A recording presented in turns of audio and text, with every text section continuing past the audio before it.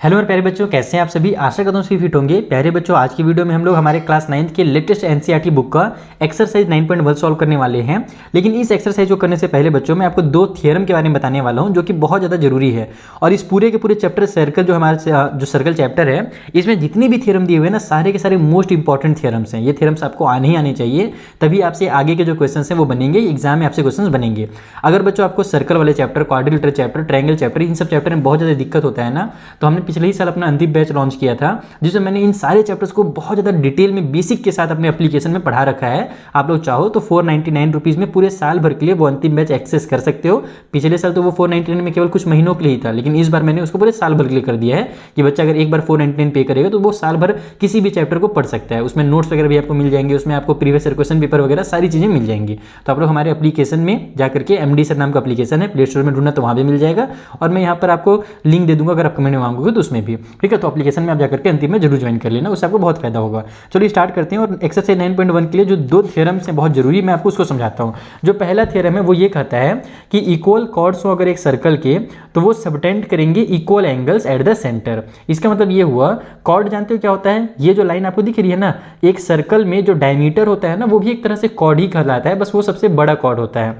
तो यहाँ से A से लेकर के B तक एक लाइन गया है, ये एक कॉर्ड है। अब इस कॉर्ड का यूज करके मैं पॉइंट A से सेंटर O, यानी ये हमारा सेंटर O है, तो A से मैं O पर एक लाइन बनाया और B से मैंने O पर एक लाइन बनाया, तो मेरा एक एंगल बन जाएगा यहाँ पर।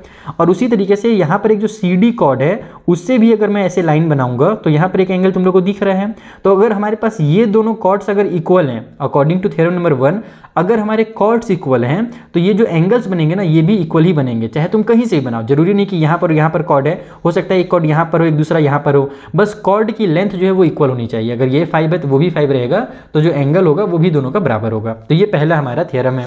दूसरा जो 9.2 थ्योरम है, उसमें क्या बोला जा रहा है कि if angles subtended by the chords of the circle are centre at the centre are equal, then the chords are equal. यानी कि जो हमारा 9.1 था उसी को उल्टा कर दिया गया है। 9.1 में क्या बोला कि जो कॉर्ड्स हैं अगर वो इक्वल हैं तो जो सेंटर में एंगल बनेगा वो भी इक्वल ही बनेगा। और यहाँ पर बोल दिया गया कि अगर कोई दो कॉर्ड्स मिल करके सेंटर में एंगल बना रहे हैं और दोनों जो एंगल्स हैं वो इक्वल है, तो इसका मतलब ये हुआ कि कॉर्ड्स भी इक्वल होंगे, यानी इस बार एंगल से कॉर्ड को कनेक्ट किया गया है। तो ये चीज़ है। अब हम लोग आते हैं और हमारे जो 9.1 है उसे समझते हैं कि यहाँ पर जो 9.1 में जो क्वेश्चन हैं वो क्या कहे जा रहे हैं वहाँ पर। तो पहला क्वेश्चन बोला जा रहा है, recall that two circles are congruent if they have the same radius. यानी कि हमारे पास दो कॉन्ग्रेंट, हमारे सर्कल जो है वो कॉन्ग्रेंट कहलाएंगे अगर उनका रेडियस सेम है। Prove that equal chords of congruent circle subtend equal angles at their centre. यानी कि हमारे पास जो इक्वल कॉर्ड्स होंगे किसी भी दो कॉन्ग्रेंट सर्कल के, वो क्या करेंगे, सेंटर में इक्वल एंगल्स ही प्रोवाइड करेंगे। तो इसको मैं डायग्राम के थ्रू समझाता हूँ कि आपको यहाँ पर एक्चुअल में प्रूव कैसे करना है इस चीज़ को। तो देखो यहाँ पर हमसे बोला क्या जा रहा है कि हमारे पास दो कॉन्ग्रेंट सर्कल हैं। कॉन्ग्रेंट सर्कल कब होते हैं भैया?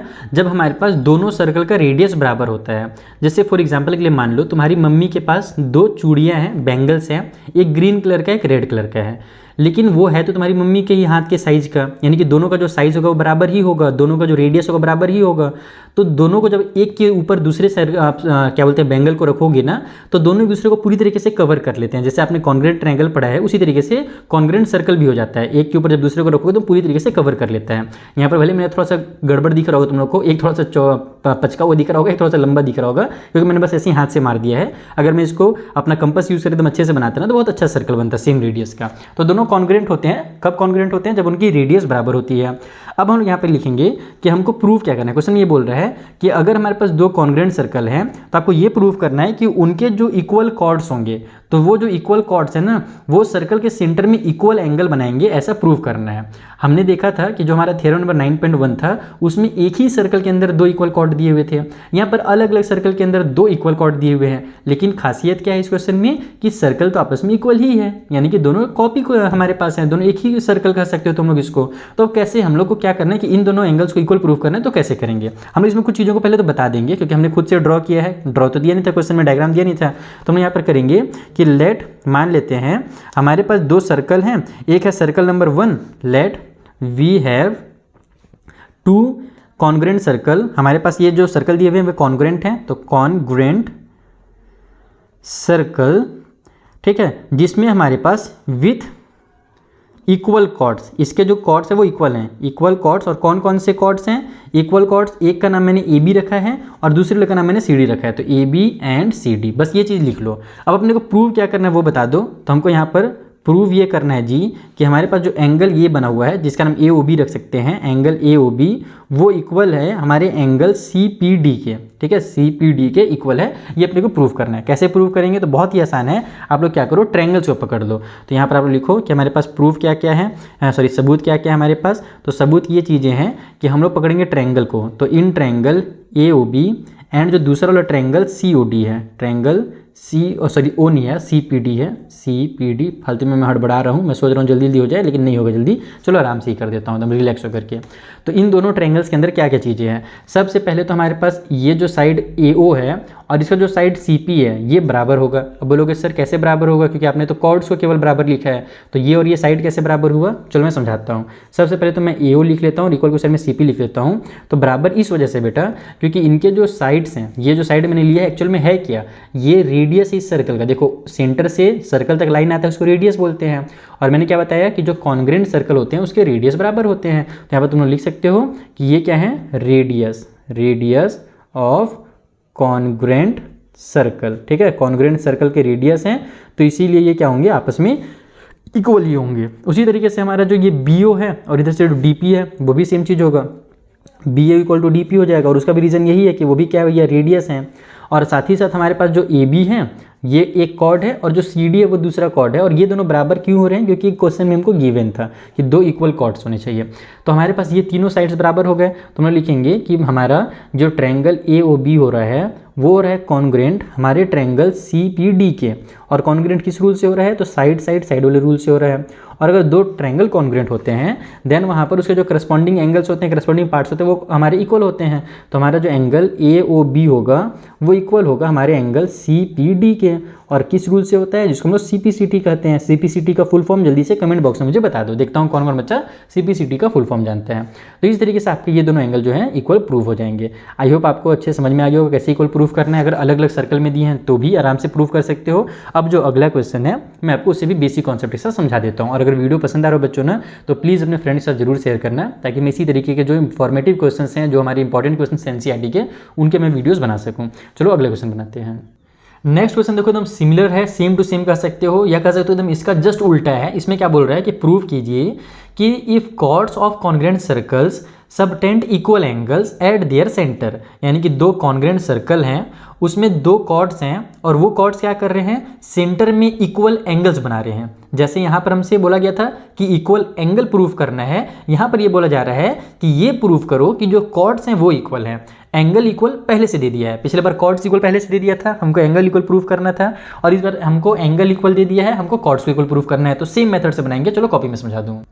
तो देखो सेम टू सेम काम कर लेना है पिछले क्वेश्चन की तरह ही। यहाँ पर भी दो सर्कल बना लेना है जो कि हमारे कॉन्ग्रेंट सर्कल हैं, क्वेश्चन में क्योंकि बोला गया है। इसमें हमारे पास जो एंगल बन रहा है सेंटर में ये इक्वल बोला गया है, तो हम लोग यहाँ पर लिख चुके हैं कि हमारे पास इक्वल एंगल्स हैं सेंटर में। हमको ये प्रूफ करना है कि जो कॉर्ड्स हैं जिन्होंने ये एंगल्स बनाए हैं ना ये इक्वल हैं, ऐसा अपने को प्रूफ करना है। ये पार्ट को और ये पार्ट को इक्वल करना है। तो बहुत ही आसान है, पिछले बार की तरह ऐसे लिखो। प्रूफ हमारे पास क्या है, तो in triangle A O B, हमारा जो ट्रायंगल ए ओ बी है और जो दूसरा हमारा ट्रायंगल सी पी डी है, इन दोनों के अंदर क्या क्या चीज़ें हैं। तो सबसे पहले तो हमारे पास देखो ये साइड और ये साइड इक्वल होगा ही, क्योंकि कॉन्ग्रेंट ट्रायंगल थे हमारे पास, है ना, कॉन्ग्रेंट सर्कल हैं। तो ये हो जाएगा हमारे पास A O equal to C P, ठीक है। और वही चीज़ लिखना जो पिछले बार मैंने लिखा था कि हमारे पास ये क्या है, रेडियस ऑफ कॉन्ग्रेंट सर्कल, ठीक है। कॉन्ग्रेंट सर्कल के रेडियस हैं इसीलिए आपस में इक्वल होंगे। सिमिलरली ये जो एंगल और ये जो एंगल है ये तो अपने को पहले से इक्वल दे दिया गया, क्वेश्चन में बोला गया कि एंगल्स आपस में इक्वल हैं। तो हम लिखेंगे कि एंगल ए ओ बी जो है वो इक्वल है एंगल सी पी डी के, और ये क्वेश्चन में अपने को गिवन था। और उसके बाद फिर लास्ट में हम लोग ये वाला साइड ले लेते हैं और ये वाला साइड ले लेते हैं। तो हमारे पास यहाँ का ओ बी और यहाँ का हमारे पास पी डी ये बराबर है, क्योंकि वो दोनों भी क्या है हमारे रेडियस हैं। तो जैसे पहले रेडियस लिखा था वैसे यहाँ भी रेडियस वाला लिख लेना है, ठीक है। अब हमारे पास क्या हो गया, तो ये साइड एंगल और साइड वाले रूल से दोनों ट्रायंगल कॉन्ग्रेंट हो गए। तो यहाँ पर हम लिखेंगे कि सो हमारा जो ट्रायंगल ए ओ बी है वो यहाँ पर कॉन्ग्रेंट हो जाएगा हमारे ट्रायंगल सी पी डी के। और कौन से रूल से हुआ, तो बाई साइड एंगल और साइड रूल से हुआ। पिछले बार साइड साइड साइड रूल से हुआ था, इस बार side angle single side rule से हुआ है। तो अगर ये दोनों कॉन्ग्रुएंट हैं तो जो हमारे करस्पॉन्डिंग पार्ट ए बी और सी डी होंगे वो बराबर होंगे, तो A B equal to C D फिर हो गया। और किस वजह से हुआ, तो फिर से वही सी पी सी टी हो रहा है। चलो जल्दी से फटाफट सी पी सी टी का फुल फॉर्म जल्दी से कमेंट बॉक्स में बताओ जिन बच्चों ने अभी तक नहीं बताया है।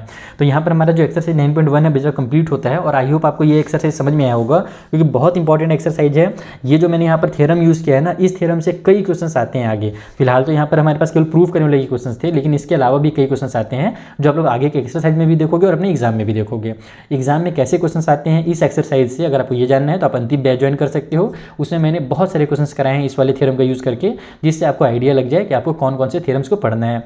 चलो बच्चे लोग, अब हम लोग मिलते हैं नेक्स्ट वीडियो में। तब तक के लिए thank you for watching. Video पसंद आया हो तो शेयर जरूर करना।